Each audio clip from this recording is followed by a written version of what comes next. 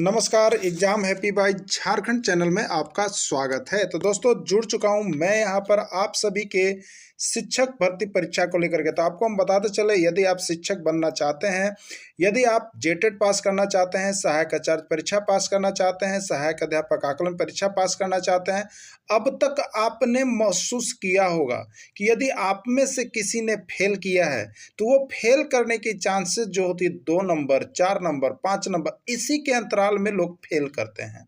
तो यहाँ पर फेल करने का रीजन होता है सीधे सीधे बाजार जाना और वहां से प्रैक्टिस सेट लेकर के आना और सीधे 1 महीना के अंदर परीक्षा पास कर जाना।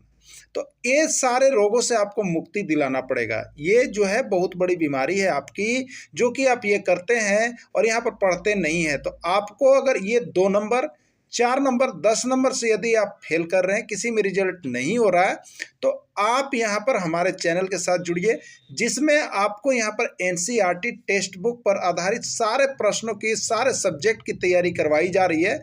जहाँ पर यदि आप जुड़ते हैं तो आपको यहाँ पर 100 नहीं 101% पास होने की गारंटी देता है। जहां आप 2-4 नंबर कम करके चलते फेल हो रहे थे, वहां आपको 2-4-5 नंबर ऑटोमेटिक बढ़ने वाला है। तो आप किसी भी परीक्षा की तैयारी कर रहे हो तो अपनी कमजोरी को छुपाए नहीं। जरूर आपको ये लगा होगा कि ये सही बात है। तो यदि आपको लगता है तो आप यहाँ पर अगर आकलन परीक्षा की तैयारी कर रहे हैं तो 501 रुपये में आपको लाइफ टाइम दिया जा रहा है।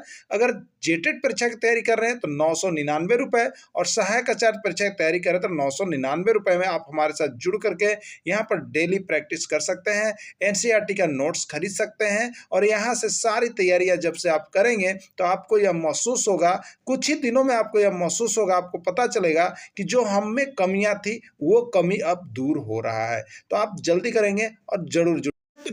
बालक के कितने वर्ष की आयु को शैशवावस्था कहा जाता है? तो शैशवावस्था, बाल्यावस्था, किशोरावस्था। तो यहाँ पर 1 से 5 वर्ष तक की अवस्था जो ऑप्शन है वो वाला सही होगा। अगर 6 तक दिया रहता है तो 6 भी जाता है, 0 से 6 जाता है ना, या 1 से हम लोग 5 भी ले सकते हैं। अगला देखिएगा, बालक के कितने वर्ष की अवस्था को बाल्यावस्था कहा जाता है? अगर 5 है तो 5 से 12, और नहीं तो 6 रहता है तो 6 से 12, दोनों चलता है। तो यहाँ पर ऑप्शन क्या है? 5 से 12। तो 5 से 12 ही आपको देना है, जो नियरेस्ट है उसी को मारा जाता है ना। बच्चों के विकास को प्रभावित करता है वंशानुक्रम, वाताक्रम, जन्मक्रम या सभी? तो देखिए इसका राइट आंसर डी होगा, क्योंकि बच्चों का विकास जो होता है ना वो वंशानुक्रम पर भी होता है, वातावरण पर भी होता है और जन्मक्रम पर भी माना जाता है। ठीक है, चलिए अगला देखिए, बच्चा में कुछ कर गुजरने वाली अवस्था कौन सी होती है? शैशवावस्था, बाल्यावस्था, किशोरावस्था या प्रौढ़ावस्था? तो देखिए किशोरावस्था ऐसा अवस्था है जिस अवस्था में बच्चा कुछ कर गुजरने को होता है। इसी अवस्था में देखते हैं आजकल बहुत ज़्यादा लोग आत्महत्या कर रहे हैं लड़के। तो यही वो अवस्था है जिसमें बच्चों को सुधारने की आवश्यकता होती है। खून पसीना एक करना मुहावरा का अर्थ है बहुत पीटना, बहुत माथा पीटना, बहुत कठिन परिश्रम करना, पागल हो जाना। तो इसका राइट आंसर क्या होगा? बहुत कठिन परिश्रम करना। ठीक है, चलिए अगला देखिए, गड़े मुर्द उखाड़ना मुहावरा का अर्थ है मरल आदमी को जिंदा कर देवेला, पुराना और मूली बातों को उखाड़ना, कठोर व्यक्ति सरल भाव जगाना। ठीक है, तो गड़े मुर्द उखाड़ने का कि पुरानी और भूली हुई बातों को फिर से याद करके एक बार फिर जम के लड़ाई कर लेना, तो ये होता है गड़े मुर्द उखाड़ना। चादर से बाहर पाँव पसारना का अर्थ है क्या है? चादर से अधिक आय होना, आमदनी कम होना, पराक्रम करना या आमदनी से अधिक खर्च करना। ठीक है, तो चादर से बाहर पाँव पसारने का मतलब है, यहाँ पर देखिए चादर से बाहर पाँव पसारने का मतलब आमदनी से अधिक खर्चा करना, जितना है आमदनी उससे अधिक खर्च करना इसका होता है। आकाश पाताल एक करना मुहावरा का अर्थ है सुस्त रहना, पागल हो जाना, कड़ी मेहनत करना या कोई नहीं। ठीक है, तो आकाश पाताल एक करना मतलब कड़ी मेहनत करना, कड़ी संघर्ष करना हो जाएगा।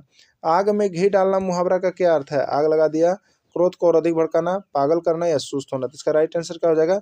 बी हो जाएगा। तो देखिए आप लोग जल्दी जल्दी टिकिंग कीजिएगा और उसके बाद आपको पता चल जाएगा कि हम कितना सही बना पा रहे हैं। ठीक है, आग बबूला होना मुहावरा का अर्थ है आग लगा दिया, कपटी मित्र, बहुत क्रोध करना या कोई नहीं। ठीक है, तो आग बबूला होना मतलब क्रोध करना। क्या होता है? क्रोध करना। कोई बात पर आदमी आग बबूला हो जाता है मतलब क्रोध करता है। ठीक है, क्या है? छठी का दूध याद आना मुहावरा का अर्थ क्या है? छठी का दूध याद आना मुहावरा का अर्थ क्या है? प्यारा दिन लगना, सुनहरा याद आना, अच्छा कर्ज करना, कठिनाई का। तो छठी का दिन याद होने का मतलब होता है जब हम कोई कठिनाई में होते हैं तब कहते हैं कि चला आज के काम छठी का दूध याद करा दिया। ठीक है, जान हवेली पर रखना मुहावरा का अर्थ क्या है? मौत आना, मृत्यु हो जाना, मौत की परवाह नहीं करना या कोई नहीं। तो देखिए जितने भी सिपाहीगण होते हैं वो जान हथेली पर रख के ही नौकरी करते हैं, यानी मौत की कोई परवाह नहीं करते हैं, क्योंकि करेंगे तो नौकरी नहीं कर पाएंगे। ठीक है, टस से मस न होना मुहावरा का अर्थ है बातों को बढ़ाना, अपने बात पर अडिग रहना, लगातार प्रयास करना। ठीक है, तो टस से मस मुहावरा का अर्थ होगा अपने बात पर अडिग रहना, थोड़ा सा भी बाएं से दाएं नहीं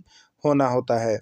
अगला है अपने पैर पर अपने आप कुल्हाड़ी मारना। इसका क्या अर्थ है? ठीक है, तो अपना स्वार्थ पूरा करना, सबसे अलग रहना, स्वयं अपना हित करना, कोई नहीं। ठीक है, तो अपने पैर पर अपने आप कुल्हाड़ी मारना का अर्थ क्या है? यहाँ पर स्वयं अपना अहित करना, स्वयं अपना अहित करना। ठीक है, आंखों का तारा होना का मुहावरा का क्या अर्थ है? सबसे अलग होना, देखने में अच्छा लगना, बहुत अधिक प्रिय होना। तो आंखों में तारा होना मतलब बहुत अधिक प्रिय होना। सभी के बेटे जो होते हैं वो आंखों के तारे ही होते हैं, बोलते हैं। आंख में धूल झुकना मुहावरा का क्या अर्थ है? प्यारा पुत्र होना, धोखा देना, अच्छा लगना या कोई नहीं। ठीक है, तो आंख में धूल झोंकना मतलब यहाँ पर क्या देना? धोखा देना। क्या है? धोखा देना के सेंस में आता है कि आंख में धूल झोंक दिया। अंधों में काना राजा मुहावरा का क्या अर्थ है? मूर्खतापूर्ण व्यवहार, लज्जित होना, मूर्खों में थोड़ा समझदार या कोई नहीं। तो इसका राइट आंसर क्या होगा? मूर्खों में थोड़ा समझदार। तो देखिए, आकलन परीक्षा में 101% यदि आप सफलता चाहते हैं तो आप यहाँ पर से सारे प्रश्नों को जुड़ बना लेंगे। ठीक है, अपना उल्लू सीधा करना मुहावरा का अर्थ क्या है? सबसे अलग रहकर काम करना, अपना स्वार्थ पूरा करना, स्वयं अपना अस्तित्व को बना अहित करना या कोई नहीं। ठीक है, तो अपना उल्लू सीधा करने का मतलब है कि यहाँ पर अपना स्वार्थ पूरा करना। ठीक है, सिर्फ अपना स्वार्थ पूरा करने के सेंस में आता है अपना उल्लू सीधा करना।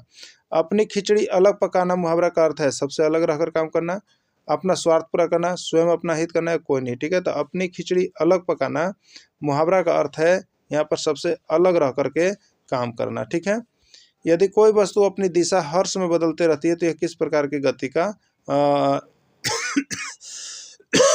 उदाहरण है? ठीक है, तो इसका राइट आंसर क्या होगा? सरल रेखीय गति, वृत्तीय गति, अनियमित गति या कोई नहीं। तो इसका राइट आंसर हो जाएगा देखिए अनियमित, क्योंकि वस्तु की दिशा बदल रहा है तो वो अनियमित होकर के चल रहा है। ठीक है, फूलों पर मंडराती हुई तितली की गति किस प्रकार की गति का उदाहरण है? सरल रेखीय गति, अनियमित गति, वर्तुल गति या कोई नहीं। तो देखिए, फूलों पर जो पश्चिम मंडराते या तितली मंडराते रहते हैं उनकी गति का कोई दिशा नहीं होता, कभी बाएं उड़ते हैं तो कभी ऊपर उड़ते हैं तो कभी दाएं उड़ते हैं तो कभी नीचे उड़ते हैं, तो ये सभी को अनियमित गति कहते हैं, जहां मन तहां वो सब कर सकते हैं। ठीक है, मौत के कुआं में चलती हुई कार की गति होती है वर्तुल गति, सरल रेखीय गति, आवर्ती गति या कोई नहीं। ठीक है, तो देखिए मौत के कुआं में जो ये चलती है वो वर्तुल गति होती है, वृत्तीय गति इसका ज़्यादा राइट आंसर होगा, है ना। अगला देखिए, सीधी सड़क पर चलती हुई वाहन की गति कैसी गति है? सरल रेखीय गति, आवर्ती गति, वर्तुल गति या कोई नहीं। देखिए, सीधी सड़क पर जो कार दौड़ेगी वो सीधी रेखा में दौड़ेगी, इसलिए उसको हम लोग कहेंगे सरल रेखीय गति। ले लीजिए, ये सारा नोट्स देखिए, आप लोग जो वीडियो अभी देख रहे हैं ये सारा नोट्स उसका वीडियो सब बना हुआ है, सब आप परचेज कर लीजिए। और एक लाइन से आपको चैप्टर वाइज बना हुआ है टेक्स्ट बुक का, तो सबको अभी अभी लेकर के जुड़ जाइएगा, जितना जल्द हो सके जुड़ने का प्रयास कीजिएगा और उसके बाद जो है यहाँ पर तैयारी कीजिएगा। 101% सफलता मिलेगी मेरे प्यारे शिक्षक बंधु, तो जल्द से जल्द आप लोग ले लेंगे। ठीक है, यदि कोई वस्तु गोल गोल वृत्ताकार पथ की ओर गति करती है तो कौन सी गति कहलाती है? यदि कोई वस्तु गोल वृत्ताकार पथ की ओर गति करती है तो यह गति कौन सी गति कहलाती है? तो इस गोल गोल यदि गति करती है तो आप समझ जाइए गति कौन सी कहलाएगी। तो यह गति जो कहलाएगी वो वर्तुल गति कहलाएगी या वृत्तीय गति कहलाएगी। ठीक है, चलिए अगला देखिएगा।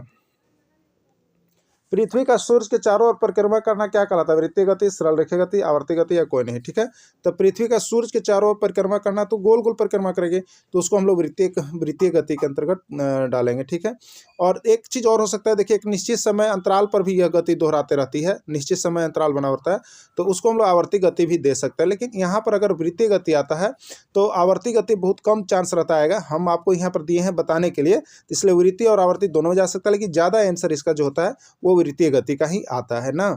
इनमें कौन लीप वर्ष नहीं है? आपको बताना है कौन लीप वर्ष नहीं है। तो देखिए, दो तरह के वर्ष होते हैं ना, एक होता है लीप वर्ष, एक होता है नॉन लीप वर्ष। ठीक है, या सामान्य वर्ष का। तो लीप वर्ष में होता क्या है कि आप अगर इस तरह का दिया हुआ है तो इसमें 4 से भाग दीजिएगा, 4 से भाग दीजिएगा, अगर पूरी कट गया तो आपको कहिएगा कि लीप वर्ष है, और नहीं कटा तो वो नॉन लीप ईयर या सामान्य वर्ष का नाम है। ठीक है, तो यहाँ पर 2020 है ना, क्या है आपका 2020 है, 2020 है, तो 2020 में 4 से भाग लगाइए ना।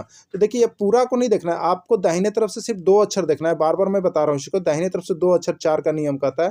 तो 4 × 5 = 20 हो गया, कट गया ना, तो ये लीप ईयर है। ये 12 में देखिए तो 4 × 3 = 12 होता है, कट गया ना, ये भी लीप वर्ष है। और यहाँ पर देखिए 2 है ना, तो 2 नहीं कटेगा, लेकिन 4 कटेगा कि नहीं कटेगा? कट जाएगा ना। तो ये जो है 2002 जो है वो नॉन लीप ईयर है और सामान्य वर्ष है। ठीक है, अगला देखिएगा, इसमें कौन लीप वर्ष है? इसमें कौन जो है लीप वर्ष है बताइएगा? 2001, 2016, 2013 या सभी। ठीक है, लीप वर्ष के लिए 4 से भाग लगाइए, तो 1 में 4 से लगेगा नहीं, तो ये क्या है, नॉन लीप ईयर है। 16 में 4 से भाग लगेगा क्या, 4 चौके 16 लग गया ना, तो लग गया, इसलिए ये लीप वर्ष है। ये कौन सा है, लीप वर्ष है, यही आपका राइट आंसर हो जाएगा। चलिए अगला, केरल का प्रमुख त्यौहार कौन सा है, केरल का प्रमुख त्यौहार कौन सा है, ओणम, पोंगल, बैसाखी या डंडी। तो केरल का प्रमुख त्यौहार जो होता है ओणम है। और सभी नोट्स वीडियो सभी दे गए हैं, सभी सब्जेक्ट वाइज दिए गए हैं, तो आप लोग जो अभी तक नहीं खरीदे हैं फटाफट खरीदिए, क्योंकि सभी चैप्टर का सभी का चल रहा है यहाँ पर टेस्ट सीरीज। और उसके साथ यहाँ पर ये जो टेस्ट सीरीज चल रहा है वो सफलता टेस्ट सीरीज आप लोग का होगा। महाराष्ट्र का प्रमुख त्यौहार है ओणम, पोंगल, गुड्डी या यहाँ पर क्या है, ठीक है। तो जो महाराष्ट्र का प्रमुख त्यौहार है वो आपका है, देखिए, गुड़ी पड़वा, ठीक है। झारखंड में कौन कौन से नृत्य होते हैं, छऊ, पाइका, कर्मा या सभी। तो देखिए झारखंड में जो नृत्य होते हैं वो छऊ भी होते हैं, पाइका भी होते हैं, कर्मा, ये सभी झारखंड का है, यानी इसका राइट आंसर सभी होगा। गुजरात का मुख्य नृत्य है गरबा, डांडिया, कोई नहीं, ए और बी दोनों, ठीक है। तो गुजरात का जो प्रमुख लोक नृत्य है उसको गरबा कहते हैं या डांडिया कहते हैं, ये दोनों जो है गुजरात का ही यहाँ पर ऑप्शन है। हिंदुओं का धार्मिक ग्रंथ है कौन सा है, वेद, पुराण, रामायण या सभी। तो देखिए यहाँ पर आप देखिएगा तो हिंदुओं का जो पवित्र धार्मिक ग्रंथ होता है वेद भी है, पुराण भी है, रामायण भी है, यानी इसका राइट आंसर जो हो जाएगा वो आपका सभी हो जाएगा। इस्लाम का धार्मिक ग्रंथ है कुरान शरीफ, वेद, बाइबल या कोई नहीं, ठीक है। तो इस्लाम का जो धार्मिक ग्रंथ है वो क्या है आपको, तो यहाँ पर कुरान शरीफ होता है, ठीक है। जल्दी जल्दी मारिएगा, ये धार्मिक ग्रंथ सारे का नोट्स हम दे दिए, सभी धर्मों का धार्मिक ग्रंथ का नोट्स दे दिए हैं। और ये सभी देखिए आपको टेक्स्ट बुक का है, जितने आप प्रश्न देख रहे हैं ये सबसे खुशी की बात है टेक्स्ट बुक का है। और आप देख रहे होंगे तो सारे प्रश्न आपके एग्जाम में पूछे गए हैं, टेक्स्ट बुक का ही प्रश्न है। ईसाइयों का प्रमुख धार्मिक ग्रंथ है कुरान शरीफ, वेद, बाइबल या कोई नहीं। तो इसका राइट आंसर क्या होगा, बाइबल। देखिए आपको यहाँ पर कितने प्रश्न दिए जा रहे हैं, आपको 200 प्रश्न दिए जा रहे हैं, आपके पास समय है 180 मिनट। एकदम हल्के प्रश्न रहेंगे, लेकिन आप अपना स्पीड बढ़ाइएगा, एक्यूरेसी बढ़ाइएगा, नहीं तो फेल कर जाइएगा। दोस्तों स्पीड और एक्यूरेसी के लिए हमारे चैनल को ज्वाइन कर लीजिए, क्योंकि डेली आपको यहाँ पर प्रैक्टिस सेट अभी चल रहा है। शाम 7:30 में सिखों का प्रमुख धार्मिक ग्रंथ है कुरान शरीफ, वेद, बाइबल या गुरु ग्रंथ साहिब। तो देखिए कुरान शरीफ किसका हो गया, मुस्लिम का हो गया, वेद किसका हो गया, हिंदुओं का हो गया, बाइबल किसका हो गया, सिख का हो गया। तो अब देखिएगा यहाँ पर सिखों का किसका हो जाएगा, तो गुरु ग्रंथ साहिब का हो जाएगा। चलिए अगला देखिएगा, भारत कब स्वतंत्र हुआ, 15 अगस्त 1947 ईस्वी, 14 अगस्त 1947 ईस्वी, 16 सितंबर 1948 ईस्वी या 17 अगस्त 1947 ईस्वी। तो भारत कब स्वतंत्र हुआ था, सभी के लिए बहुत ही अच्छे प्रश्न, 15 अगस्त 1947 ईस्वी, ठीक है, 15 अगस्त 1947 ईस्वी को हुआ। भारत कब गणतांत्रिक देश बना, 26 जनवरी 1949 ईस्वी, 26 जनवरी 1950 ईस्वी, 26 जनवरी 1948 ईस्वी या 26 जनवरी 1951 ईस्वी, ठीक है। तो भारत जब गणतंत्र हुआ उस दिन 26 जनवरी 1950 को गणतंत्र घोषित किया गया है, गणतंत्र लागू किया गया है। भारतीय संविधान की विशेषता है, भारतीय संविधान की क्या विशेषता है आपको बताना है, अनेकता में एकता, भाषीकरण, एकीकरण या कोई नहीं, ठीक है। तो भारतीय संविधान की जो विशेषता है वो है आपका क्या चीज, अनेकता में एकता। यहाँ पर अनेक धर्मों के लोग रहते हैं लेकिन सभी में एकता बना हुआ रहता है। विश्व का दूसरा सबसे बड़ा देश है चीन, अमेरिका, भारत या ब्राजील। तो विश्व का सबसे पहला और बड़ा देश जो है वो आपका चीन है, लेकिन यहाँ पर विश्व का दूसरा सबसे बड़ा देश अगर बात करें तो वो आपका हो जाएगा भारत का स्थान आता है। अगला है शिक्षक को ज्ञान होना चाहिए, अध्यापक विषय का, बाल मनोविज्ञान का, शिक्षक संहिता का, अध्यापन विषय एवं बाल मनोविज्ञान का, ठीक है, अध्यापन विषय एवं बाल मनोविज्ञान का। तो यहाँ पर देखिए डी होगा, अध्यापन विषय के साथ साथ बाल मनोविज्ञान के यदि ज्ञान है तो शिक्षक जो है बहुत ही अच्छा कर सकता है। शिक्षक और विद्यार्थी के मध्य संबंध किसका होना चाहिए, स्नेह का, विश्वास का, सम्मान का, सभी। तो शिक्षक और विद्यार्थी के बीच जो संबंध होना चाहिए वो सभी का होना चाहिए, ठीक है, सभी होना चाहिए। बच्चों में नैतिकता की स्थापना करने का सर्वोत्तम मार्ग क्या है, बच्चों जो है करेक्टर हो उसमें करेक्टर, तो उसके लिए सर्वोत्तम मार्ग कौन सा है, उन्हें धार्मिक पुस्तक पढ़ना चाहिए, शिक्षक आदर्श रूप में व्यवहार, उनका मूल्य शिक्षा पर मूल्यांकन, उन्हें प्रातःकालीन सभा में उपदेश। जी नहीं, देखिए हर एक बच्चा जो होता है वो अपने नियरेस्ट जो शिक्षक होते हैं उनके आदर्श व्यवहार को ही देख करके सीखते हैं। यदि शिक्षक अच्छे हैं तो बच्चे भी वहाँ के अच्छे बनते हैं। तो शिक्षक का आदर्श रूप से व्यवहार जो होता है ये काम आता है बच्चों के लिए।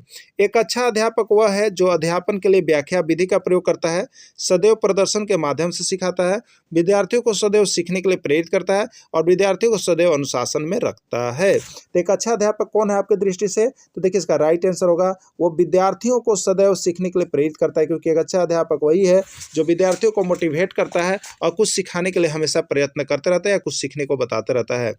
एक अध्यापक की दृष्टि से कौन सा कथन सर्वोत्तम है? प्रत्येक बच्चा सीख सकता है, कुछ बच्चे सीख सकते हैं, अधिकतर बच्चे सीख सकते हैं, बहुत कम बच्चे सीख सकते हैं। देखिए तो यहाँ पर क्या है, आपको जो है प्रत्येक बच्चा सीख सकता है। एक अध्यापक दृष्टि से हर बच्चा जो होता है एक तरफ से क्वालिफाइड होता है और हर बच्चा जो है यहाँ पर क्या कर सकता है, सीख सकता है। अधिगम को प्रभावित करने वाला व्यक्तिगत कारक है, क्या है? अधिगम को प्रभावित करने वाला व्यक्तिगत कारक है संचार के माध्यम, समवयस्क समूह, अध्यापक, परिपक्वता एवं आयु। ठीक है, तो इसका राइट आंसर हो जाएगा परिपक्वता एवं आयु जो है अधिगम को सिखाने के लिए बहुत ही अच्छा है। शिवानु द्वारा पूछे गए प्रश्न का उत्तर शिक्षक तत्काल नहीं दे सकता है, शिक्षक की प्रतिक्रिया क्या होनी चाहिए? देखिए आप लोग जल्दी जल्दी बनाइएगा क्योंकि ये प्रैक्टिस सेट है और इसमें आप जितना जल्दी बना सकते हैं आपको उतना ही कम समय के लिए है। अगर इसका डिटेल्स वाले आपको चाहिए तो आप डिटेल्स के लिए हमारे यहाँ से नोट्स परचेज कर लीजिए जो आपको अवेलेबल है। आप यहाँ से जब परचेज करते हैं तो आपको सारी चीज़ें डिटेल्स में आप वहाँ जाकर पढ़ सकते हैं, लेकिन प्रैक्टिस सेट में आपको कम समय में ज़्यादा बनाना है, इसलिए पेन और कॉपी लेकर बैठिए और फटाफट आंसर का जवाब देते चलिए और बताइएगा कि कितना आंसर आपका सही हो। स्कोर जरूर शेयर कीजिएगा मेरे शिक्षक बंधु। तो शिवानी द्वारा पूछे गए प्रश्न का उत्तर शिक्षक तत्काल नहीं दे सकता है, शिक्षक की प्रतिक्रिया क्या होनी चाहिए? शिक्षक द्वारा शिवानी को चुप करा देना चाहिए, शिक्षक द्वारा शिवानी को ध्यान बटा देना चाहिए, शिक्षक को कहना चाहिए मैं नहीं जानता हूं, शिक्षक द्वारा इस प्रश्न का सही उत्तर बाद में समझकर देना चाहिए। तो देखिए सही आंसर यही होगा कि यदि हो सकता है कि आपको नहीं आए लेकिन आप उसमें बच्चा को बरगलाएंगे नहीं, ध्यान नहीं बटाएंगे, बल्कि उससे सोच के समझ के या किसी से पूछ के उस प्रश्न का उत्तर उससे समझ करके तुरंत ही देना चाहिए। ठीक है, एक बच्चा प्राय कक्षा में प्रश्न पूछता है, उचित रूप से इसका अर्थ क्या है? अगर बच्चा कोई ऐसा है जो आपसे बार बार प्रश्न पूछता है, इसका मतलब वह बच्चा का क्या क्वालिटी है? वह शरारती है, वह अधिक जिज्ञासु है, वह असामान्य है, वह प्रतिभाशाली है। ठीक है, तो वह बच्चा जो है वो जिज्ञासु है, वो जानने की इच्छा है, इसीलिए वो आपके पास जा रहा है, तो वह बच्चा जो है अधिक जिज्ञासु है। ठीक है, किसी भी छोर से शुरू करने पर यदि किसी पंक्ति में आपका नंबर 11वां है तो उस पंक्ति में कुल कितने व्यक्ति हैं? ठीक है, देखिए किसी भी छोर यानी बाएं छोर या दाएं छोर कहीं से स्टार्ट कीजिएगा तो आपका स्थान कितना आ रहा है? 11वां। तो अगर एक ही व्यक्ति है और दोनों छोर से उसका स्थान दिया हुआ रहता है तो टोटल बराबर होता है, देखिए लेफ्ट प्लस राइट और -1, क्योंकि दोनों छोर से आप देखेंगे तो दो व्यक्ति का काउंटिंग होगा, लेकिन है वही व्यक्ति, इसलिए एक को घटा दीजिएगा आप। ठीक है, तो लेफ्ट प्लस राइट -1 तो 11 है, तो 11 प्लस 11, लेफ्ट भी 11 राइट भी 11, 22 और -1 तो 21। राइट आंसर किस में? बी में है। देखिए इसका नोट्स तो इतना भव्य बनाया गया है आपको मेरे प्यारे शिक्षक बंधु, देखिए तो आप लोग जल्दी जल्दी खरीदिए नोट्स को। ठीक है, आप जो समय का गवा रहे हैं ना वो आपको एक दिन बहुत महंगा पड़ने वाला है। तो रमेश का स्थान बाएं से 15वां है, उस पंक्ति में कुल 45 व्यक्ति हैं, तो रमेश का स्थान दाएं से कितना होगा? कुछ नहीं करना है आपको, हमने बताया है टोटल बराबर क्या होता है? Left plus right -1। अब देख लीजिएगा कुल कितने व्यक्ति? 45, तो टोटल की जगह पर 45 हो गया, बराबर लेफ्ट कितना हो गया? तो लेफ्ट देखिए बाएं से 15 है, तब 15 प्लस आर और -1। ठीक है, आर हमको निकालना है ना, तो यहाँ पर सबसे पहले घटा दीजिए, 15 में से 1 गया तो 14। अब यहाँ पर 45 था, इस 14 को आप इधर लाएंगे तो 45 में से 14 घटा देंगे तो कितना बच जाएगा आपका? 31, 10, 41, 4, 45, यानी 31 इसका राइट आंसर हो जाएगा। ठीक है, 31 इसका राइट आंसर हो जाएगा। मछली के शरीर की आकृति कैसी होती है? पोलिक्लैम्प, धारा रेखीय, वर्तनुमा या गच्छ गुहा। तो मछली के शरीर की जो आकृति होती है वो धारा रेखीय होती है ना, धारा रेखीय होती है। सर्प का शरीर को आगे की ओर धकेलता है कौन?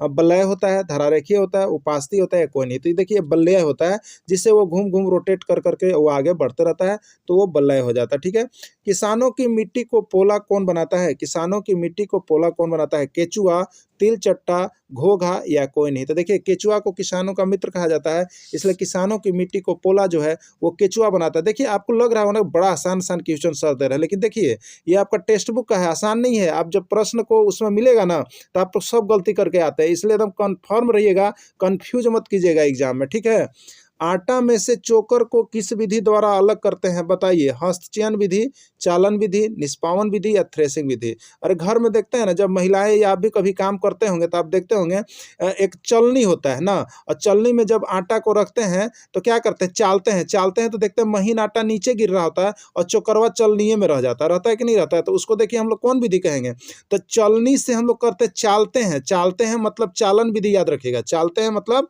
चालन विधि किस में, बी में, तो ये आंसर होगा, चालने वाला चालन विधि कहिएगा, ठीक है।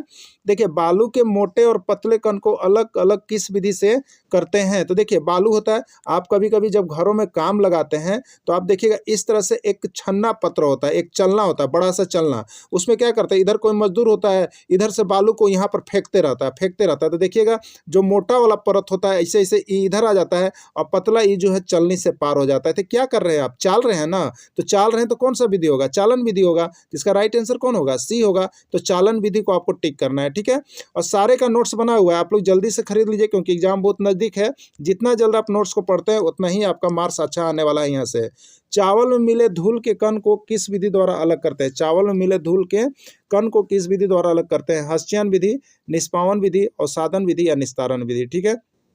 तो देखिए यहाँ पर जो जो होता है, तो आप लोग देखते होंगे निस्तारण में क्या है कि जैसे महिलाओं को आप देखते होंगे, जब हम लोग को चावल परियाना कहते हैं, उसी को हम लोग भाषा में क्या कहते हैं, चावल को परियाते हैं ना, तो पानी लेते हैं और उसी में चावल, अब उसको बार बार क्या करते हैं, तो पानी को गिराते हैं और चावल अलग करते जाते हैं। तो लास्ट में आप देखिएगा तो जब जो मोटा मोटा उसमें जो दाना होता है, कण होता है, वो तली में बैठ जाता है, तो इसको निस्तारण विधि कहते हैं ना, वो निस्तारण विधि से हम लोग करते हैं। तो चलिए दोस्तों, इस तरह से आज का प्रैक्टिस सेट में आपने कितने प्रश्न को सही किया, आप हमारे पास स्कोर बोर्ड जरूर भेजिए अपने व्हाट्सएप नंबर से, और डेली यहाँ पर 7:30 में जुड़ करके आप प्रैक्टिस सेट बना सकते हैं, जो कि 101% आपका परीक्षा में आने वाले हैं। और जो लोग अभी तक हमारे चैनल के साथ नहीं जुड़े हैं या अभी तक नोट्स को परचेज नहीं किए हैं, तो आज अभी वीडियो देखने के बाद अभी ही जुड़ जाइएगा, जिससे कि आपको यहाँ पर आकलन परीक्षा में 101% सफलता मिल सके। यदि आप नहीं जुड़ते हैं तो आकलन परीक्षा में आपके खराब स्कोर हो सकते हैं, इसलिए आप जल्द से जल्द जुड़ने का प्रयास करेंगे। वीडियो के अंत तक जुड़े रहें, इसके लिए आप सभी को बहुत बहुत धन्यवाद।